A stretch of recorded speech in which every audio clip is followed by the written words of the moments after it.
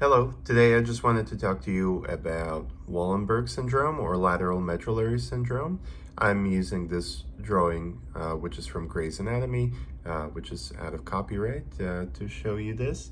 So Wallenberg is also called the pica stroke or posterior inferior cerebellar artery stroke, and it's called the lateral medullary syndrome because we're talking about this area over here. So one of the main features is ataxia, and number 17 over here is the inferior cerebellar peduncle here.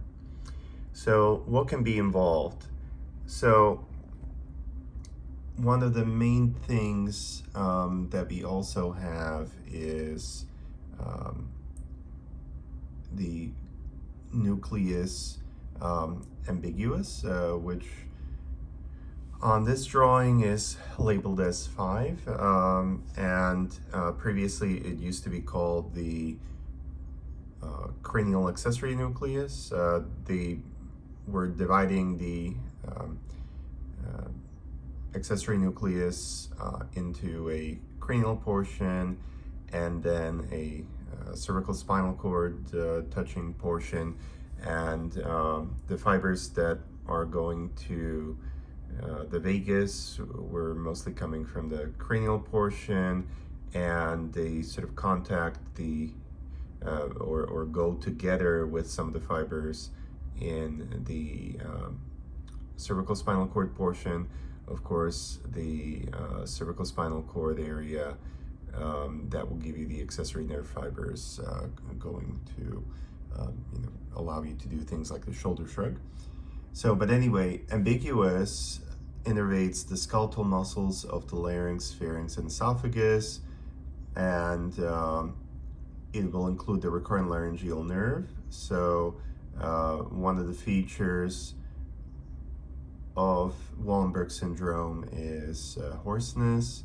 You can also get palatal droop and lack of gag reflex from other portions of the vagus and glossopharyngeal nerves. Number 6 will be the lateral, well, it's called the lateral vestibular nucleus or nucleus of Deiters, and that can give you vomiting, vertigo, and nystagmus. And then number 7, also the superior vestibular nucleus or Bechterew nucleus also gives you vomiting, vertigo, and nystagmus. Now, depending on how big this lesion is, you can potentially contact 12, the medial lemniscus, and get, contralateral sensory loss, mostly in the dorsal column type of proprioceptive sensation in the body. But then a more classic feature here would be 13, which is the inferior sensory root of the trigeminal nerve, and that's a part of the descending trigeminal nucleus and tract, which is involved in pain sensation, and that will give you ipsilateral loss of pain and temperature sensation on the face, and may give you also contralateral loss of pain and sensation. So these are the main features, but you can also get palatal myoclonus because the central tegmental tract, this is lateral, but if it goes into the medial area, the central tegmental tract is a part of the Guillain Mollaret triangle, and it can give you palatal myoclonus.